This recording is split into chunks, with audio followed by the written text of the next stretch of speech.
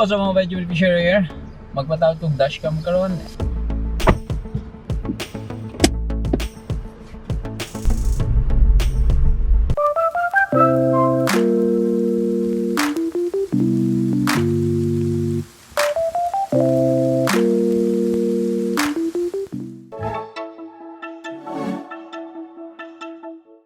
Sa dashcam naman, ang gi-recommend atong napalitan na ng sakyanan kay ana siya diri daw sa Matina Playa or padulong sa Matina Playa. Howd po daw sila dito, anad po sila sa ilang ginahimo, and then quality po daw ilahang dash camera. Makapili ka kung unsa imong gusto dito na ay high end, low end.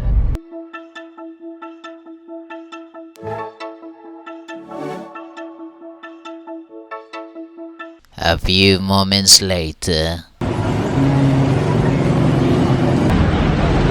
Dugay-dugay naman ang trabaho anak diri sa? Ha? Dugay-dugay na po? Dugay na?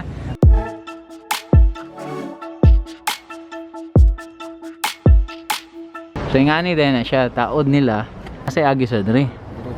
Ilahan ng ginasuksok sa front and then mo agi sila sa side. Padulong na siya sa likod para ilang install ang back na camera.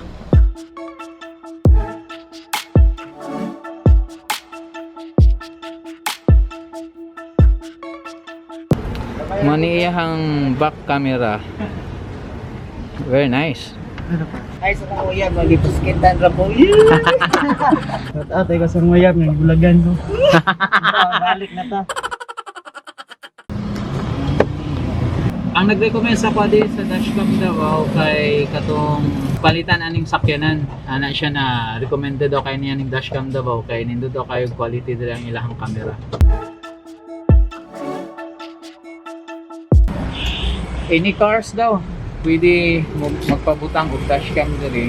Pero katong mga wala pay camera diya, any sakyanan diretso diri kaya kay la trabahon.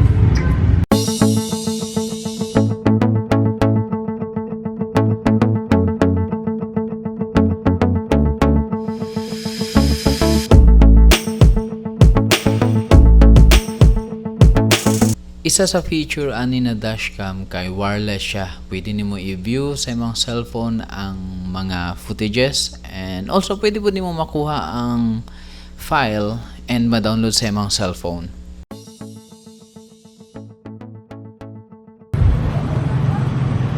Fix na lang ang wire and then okay na daw. And then test na nato siya.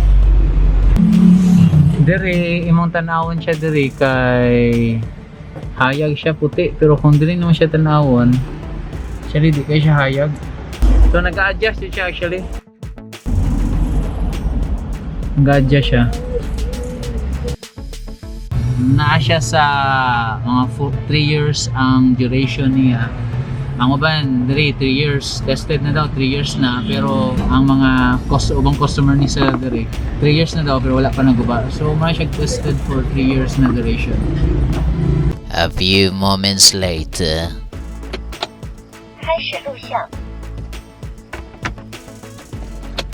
Okay mga bay, medyo gabi na. Naabdan ta gabi kay daghan ta gagyan. Kaya ako masulti sa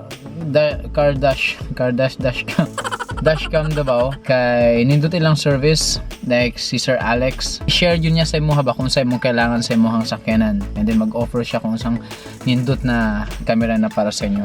And masulti na ako na quality sila.